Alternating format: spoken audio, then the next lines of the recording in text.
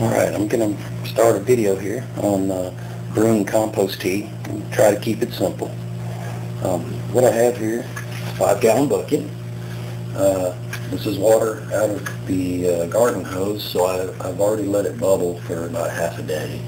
That's to help evaporate the chlorine out of the water. What I have here is an aquarium pump, and I had all these items, the hose, the pump, the air stones and all left over from where we had a couple fish tanks. So I don't have much of an investment in this at all. So this has been kind of a natural thing for me to do instead of throw the stuff out or get rid of it. And it works pretty simple. What I did is I have 2 air stones because my pump has 2 lines. I attached 2 lines coming out of it. And I added some nuts here, some metal nuts, to weigh it down a little bit and keep it in place, right, down the bottom, kind of keep them in position. And that helps a lot with getting the right aeration kind of going here. And I'll show you here. Plug it in. Okay. Now, if you'll notice, it's not white capping, it's not just splashing, and it's not fizzing. It's kind of like a rolling boil, and that's for what I understand, that's about ideal, just having that sort of a rolling boil. And it's obviously all of the water in there is moving around. Well, that's a good thing. So that's kind of what you want. It's not necessary to have just an elaborate setup with several lines and manifolds and valves and making it too complex. I mean, this is a pretty simple setup. Simple is good. And with this setup here, I can make tea anytime I want to. All I have to do is, make sure I clean everything out after I make a batch, clean it out real good. And it takes a couple days to make a batch. And so you could be, as long as you have some good finished compost or worm castings or whatever you might have, that's good stuff. You can make this all the time once you have your little setup here, and that's really about all it takes. It's nothing complex. It's actually pretty easy. So let me get on to the ingredients. Okay, now what I have here is I took some nylon pet screen. I doubled it over, so it's not a real fine mesh. It's actually kind of coarse. But hopefully it'll hold the majority of it intact while it's brewing over the next day or two.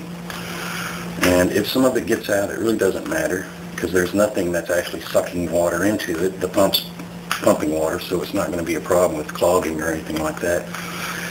And if I need to filter the water afterwards, I can always filter it. So basically that's it. It doesn't take a whole lot. This is actual compost, finished compost. And what I did is I tied it to a ruler, and the reason I did that is so I could suspend it, and it's about halfway down. It's not sitting on the bottom, and that's just going to help a little bit. There's no dead spots in there or whatever. Not sure if that's going to make a big deal, but it probably would work best if it's suspended in the water like a tea bag. So I've got that inserted now, and we can turn the pump on.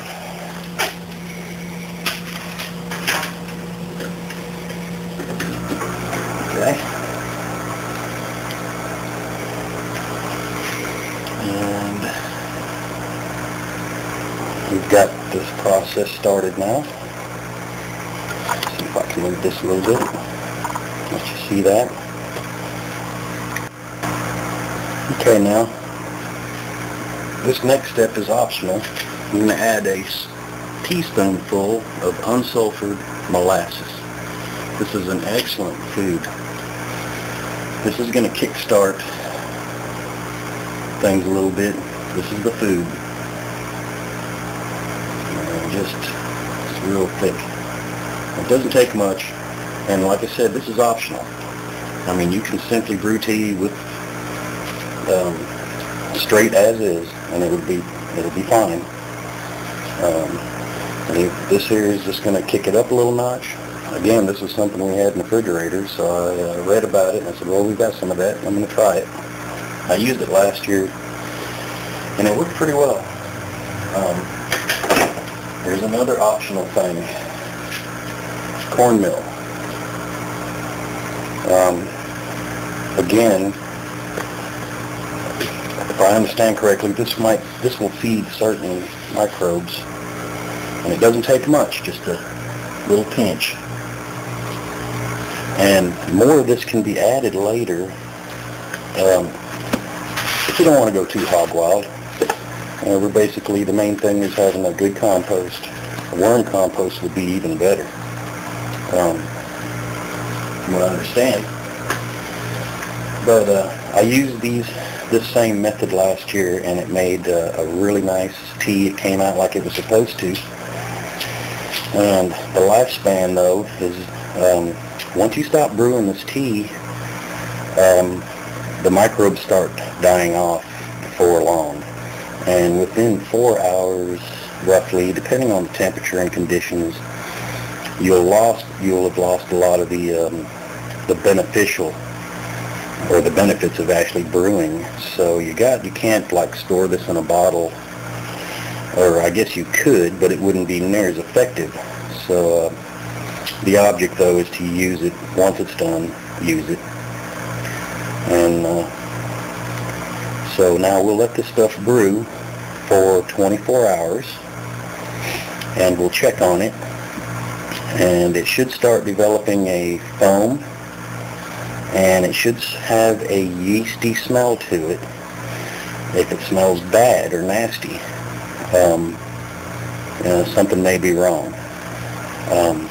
Then at that 24-hour period, you can add a little more of the cornmeal and let it go for another day. You can let the stuff go for 3 or 4 days. But the key is, once you stop brewing the tea, you have to use it within a certain amount of time while the microbes are alive. I don't know all the details. I'm not a scientist, and I'm not going to inspect it under a microscope and everything, but these are just things that I've read on several different sites and in some books, that some keys that I've kind of picked out, and it worked for me last year. It worked very well. So this time I'm going to actually show the finished tea, and I'm going to pour it out and see, maybe do it just one section and see if there's a noticeable difference.